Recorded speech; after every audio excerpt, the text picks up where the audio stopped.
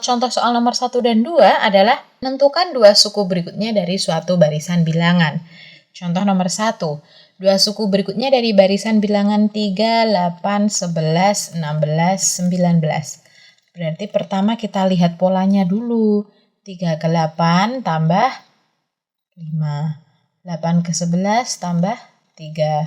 11 ke 16 ditambah 5. 16 ke 19 tambah, perhatikan polanya ya, dia kan berulang, tambah 5 tambah 3 tambah 5 tambah 3, berarti berikutnya nanti pasti tambah 5, berikutnya lagi tambah 3. 19 tambah 5, 24 tambah 3, 27, jadi jawabannya adalah yang A. Untuk soal nomor 2 itu juga sama, kita lihat dulu polanya, 1, 3, 4, 7, 11, 18, 29, kemudian dua suku berikutnya. Perhatikan, 1 ke 3 tambah 2, 3 ke 4 tambah 1, 4 ke 7 tambah 3, 7 ke 11 tambah, polanya agak kurang jelas ya. Nah, ingat dulu kita pernah membahas tentang barisan Fibonacci. 1 tambah 3, 4. 1 tambah 3, 4. 3 tambah 4, 7. 4 tambah 7, 11. 7 tambah 11, 18. 11 tambah 8, 29. Berarti berikutnya, yang suku berikutnya adalah 18 tambah 29. 18 tambah 29 berarti 47. Di sini 47. Maka mencari suku berikutnya lagi, 29 ditambah 47. Hasilnya adalah 76. Berarti jawabannya adalah 47 dan 76, yang B. Contoh soal nomor 3. Indikatornya adalah dengan gambar yang membentuk pola barisan dapat menentukan pola barisan pada suku ke N. Kalau bentuknya gambar seperti ini, maka yang pertama kita lakukan adalah menghitung banyaknya gambar pada tiap suku berapa. Suku pertama ada 2, suku berikutnya ada 4, suku ketiga ada 6, suku keempat ada 8. Oke, berarti kita punya barisannya 2, 4, 6, 8. 2 ke 4 tambah 2, 4 ke 6 tambah 2, 6 ke 8 tambah 2. Berarti di sini kita punya A-nya, suku pertama adalah 2, B adalah penambahannya atau bedanya, berarti kita juga punya 2. Yang ditanyakan adalah pola ke-30, berarti N-nya adalah 30. Ingat ketika mencari banyaknya ke, itu berarti kan kita mencari UN. Karena ini aritmatika, penjumlahan ya, maka rumusnya adalah A plus N-1B. Jangan sampai lupa. UN-nya berarti kan N-nya 30. U30 adalah A2 plus N-1B. 30 kurangi 1 kali B-nya adalah 2. Berarti 2 ditambah 30 kali 1, 29 dikali 2. Berarti kita punya 2 ditambah 29 dikali 2, 58. 2 ditambah 58 itu adalah 60. Boleh juga perhatikan 2, 4, 6, 8. Kita boleh menggunakan rumus UN, boleh juga. Ini kan 2, 4, 6, 8 itu kan adalah pola khusus, yaitu pola bilangan genap, di mana pola bilangan genap itu kan ada rumus khususnya, yaitu UN sama dengan 2N. Karena kita punya N-nya 30, berarti tinggal 2 kali 30. Jawabannya 60. Hasilnya sama. Contoh soal nomor 4 dan 5, itu indikatornya diberikan barisan bilangan menentukan rumus suku ke N atau UN. Sama seperti tadi ya, bahwa UN itu adalah BN ditambah titik-titik. Titik-titiknya ini menyesuaikan.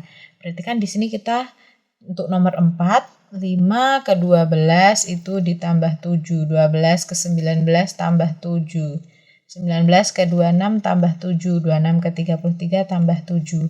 Berarti pasti nanti UN-nya adalah 7N plus, nah kita nyari titik-titiknya dulu nih. Ketika N-nya sama dengan 1 atau suku pertama itu kan kita punya 5, berarti hasilnya harus 5.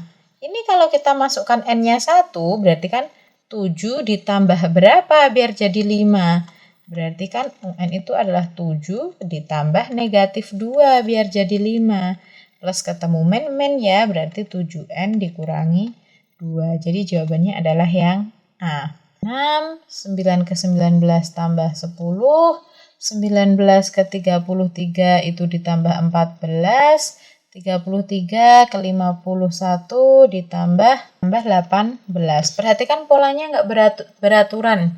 6, 10, 14, 18. Tapi sebenarnya kan 6 ke 10 itu tambah 4. 10 ke 14 ini tambah 4. 14 ke 18 ini tambah 4. Nah, ini disebut dengan barisan bertingkat. Kalau yang UN sama dengan BN plus titik-titik tadi, ini untuk yang tidak bertingkat. Jadi ketika langsung bedanya itu sama semua, seperti nomor 4. Tetapi kalau untuk yang barisan bertingkat, seperti nomor 5, jadi yang pertama bedanya itu beda-beda, 6, 10, 14, 18, tapi ternyata tingkatan berikutnya sama semua, tambah 4, tambah 4, tambah 4, dan seterusnya.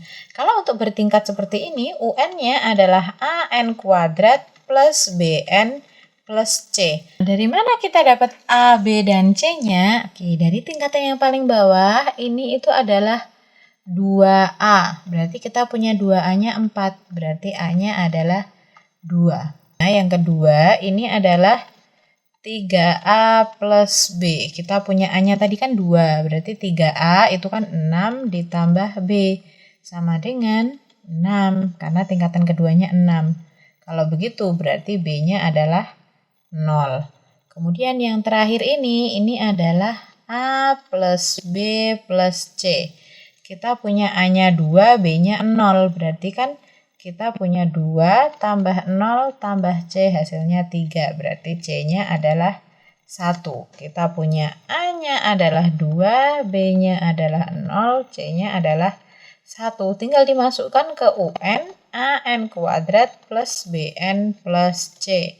Berarti 2N kuadrat, karena B-nya 0 berarti nggak ditulis, C-nya 1. Jadi 2N kuadrat plus 1. Jawabannya adalah yang A. Contoh soal nomor 6, indikatornya adalah menyelesaikan masalah yang berkaitan dengan pola bilangan. Nomor 6, seutas tali dibagi menjadi 7 bagian, sehingga bagian-bagian membentuk barisan aritmetika. Jika panjang tali terpendek, kalau tali yang terpendek itu kan yang pertama. Kalau yang pertama itu kan berarti A, yaitu 9 cm.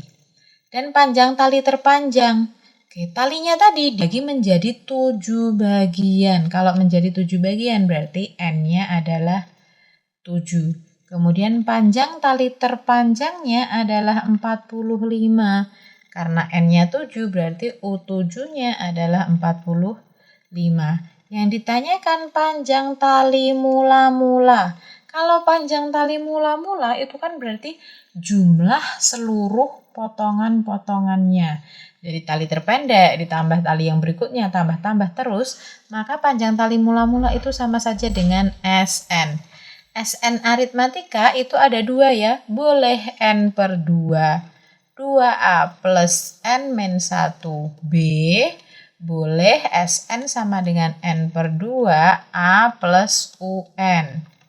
Mau yang pakai atas boleh, bawah boleh, menyesuaikan dengan soalnya. Kalau di soal kita kan tahu A, tahu N, tahu U7-nya atau UN-nya. Tapi kita B-nya nggak tahu, maka lebih enak kalau kita pakai yang bawah. Tinggal dimasukkan, berarti S7 sama dengan 7 per 2, A-nya 9, UN-nya U7 berarti 45. Berarti 7 per 2 dikali 9 tambah 45. 54. Berarti 54 kita bagi 2, berarti tinggal 7 dikali 27. 7 kali 27 adalah 189. Jadi jawabannya yang B. Soal nomor 7, indikatornya masih sama, menyelesaikan masalah yang berkaitan dengan pola bilangan. Sebuah bola dijatuhkan dari ketinggian 40 meter, berarti mula-mulanya 40, awalnya 40, berarti kita punya A-nya adalah 40. Jika tinggi pantulan bola adalah setengah dari tinggi sebelumnya, berarti dari yang pertama ke berikutnya itu menjadi setengahnya, karena dikali berarti geometri ya, berarti kita punya R-nya adalah setengah. Tinggi bola pada pantulan keempat, yang keempat itu berapa? Oke. Pertama itu kan tadi baru dijatuhkan. Dijatuhkan dari ketinggian 40 meter. Kemudian bolanya mantul sekali, memantul 2 kali, memantul 3 kali. Yang ditanyakan tinggi bola pada pantulan keempat. Karena tingginya itu menjadi setengah dari tinggi sebelumnya, berarti kan kita kali setengah. 40 kali setengah 20 dikali setengah berarti 10. 10 kita kali setengah berarti 5. 5 kita kali setengah berarti tinggal 2,5. Berarti tinggi pada pantulan keempat itu adalah 2,5 meter.